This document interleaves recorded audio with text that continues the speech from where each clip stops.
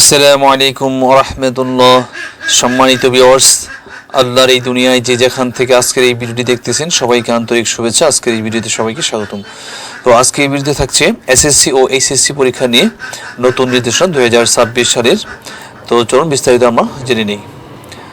তো এখানে বলা হয়েছে যে 2026 সালের এসএসসি ও এইচএসসি পরীক্ষা নিয়ে শিক্ষা প্রতিষ্ঠান প্রদানদের নতুন নির্দেশনা দিয়েছে ঢাকা মাধ্যমিক ও উচ্চ মাধ্যমিক শিক্ষা বোর্ড।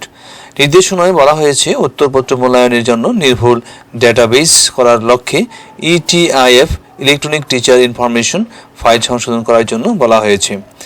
মঙ্গলবার 6 জানুয়ারি শিক্ষা বোর্ডের ওয়েবসাইটে প্রকাশিত চিঠিতে এই নির্দেশনা দেওয়া হয়।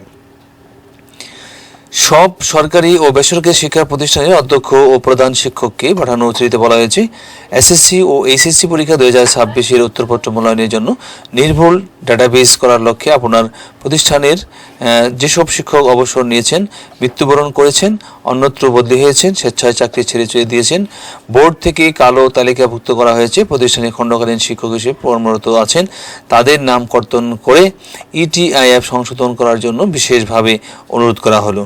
ইটিআইএফ সংশোধন না করার কারণে উত্তরপত্র মূল্যায়নে প্রধান পরীক্ষক বা পরীক্ষক নিয়োগে জটিলতা পরিস্থিতির সৃষ্টি হয়। শিক্ষা বোর্ড থেকে ইটিআইএফ সংশোধন করার জন্য কোনো সুযোগ নেই, এজন্য ইটিআইএফ সংশোধনের প্রয়োজনীয় ব্যবস্থা নেওয়ার জন্য অনুরোধ করা হয়েছে। তো আজকে ভিডিও এখানে শেষ করছি। ভালো থাকবেন সবাই। আল্লাহ হাফেজ। আসসালামু আলাইকুম ওয়া রাহমাতুল্লাহি ওয়া বারাকাতুহু।